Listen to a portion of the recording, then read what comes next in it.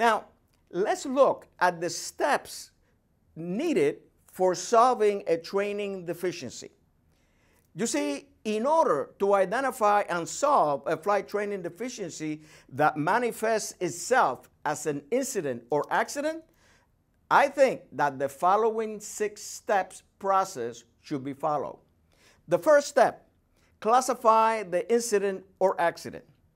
The second step, determine the probable cause of the incident or accident. Third, identify the actual cause or deficiency that produced the incident or accident. 4, identify the roots of the deficiency. 5, control or eliminate the roots of the deficiency. And 6, the most important one, verifying that the deficiency has been controlled or eliminated. Let's talk about classifying the incident or accident. In this case, it has been classified as a load call. Let me repeat, loss of directional control on landings. Thanks to the diligence of the Orlando FISDO that created a team to collect and analyze flight training incidents and accidents data in the district. Their research showed that load call was more frequent than all others, especially during the first, second, and third supervised solo.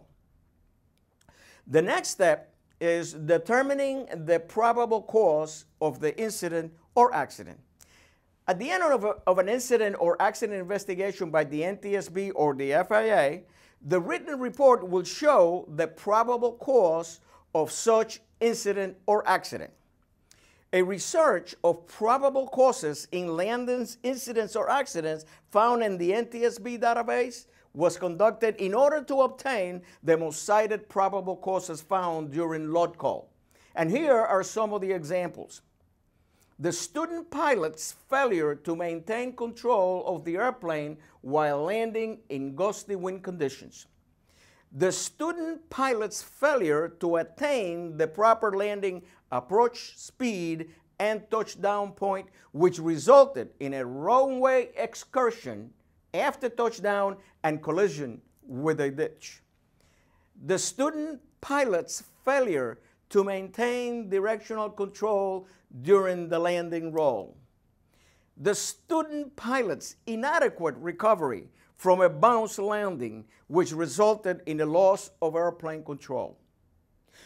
The flight instructor's inadequate supervision of the student pilot's power management, which resulted in a hard landing and subsequent collision with a tree.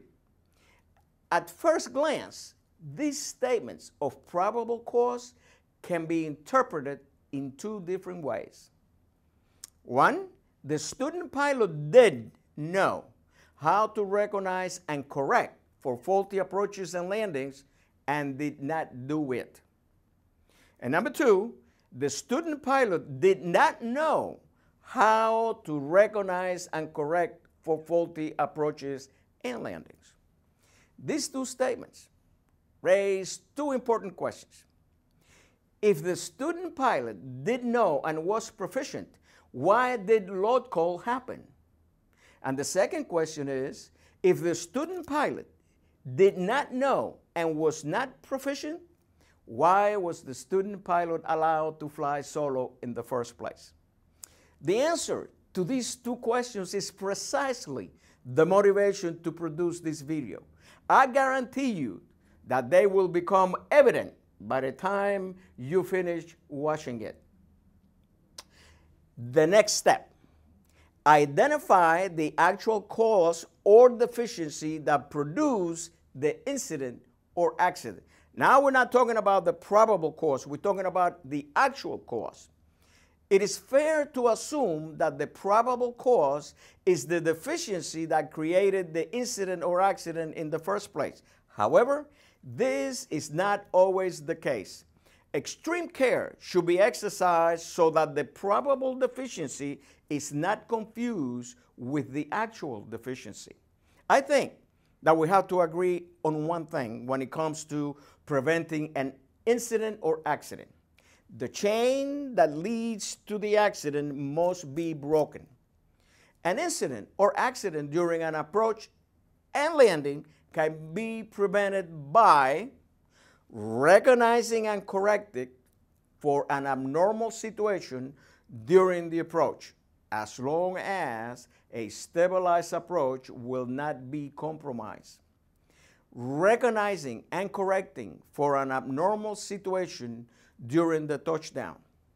Recognizing and correcting for an abnormal situation during the ground roll while sufficient aircraft energy and runway is available. And the granddaddy of them all, a timely and properly executed go-around.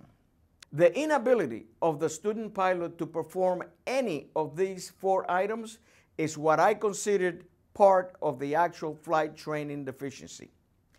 Either the student pilot couldn't do them or did not know how and when to do them. This usually points directly to 2 elements: lack of knowledge or lack of proficiency. My research showed that there are 6 other contributing elements involved in lot call, which are as important as knowledge and proficiency. I call them the contributing elements of lot call, making it a total of 8 elements responsible for lot call. And they are knowledge, proficiency, physical condition, communications ability, airplane and or equipment condition, emergency or abnormal procedures, environmental, and psychological. It is my opinion that if any of these elements have a negative effect on the student pilot the day of the solo, the safe outcome of the solo flight may be seriously in doubt. I will expand on all of these elements in detail later.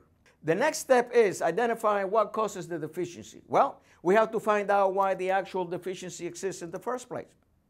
That, my fellow pilots, can be traced to the following sources: student pilots' improper training in go-around procedures, the touch and go.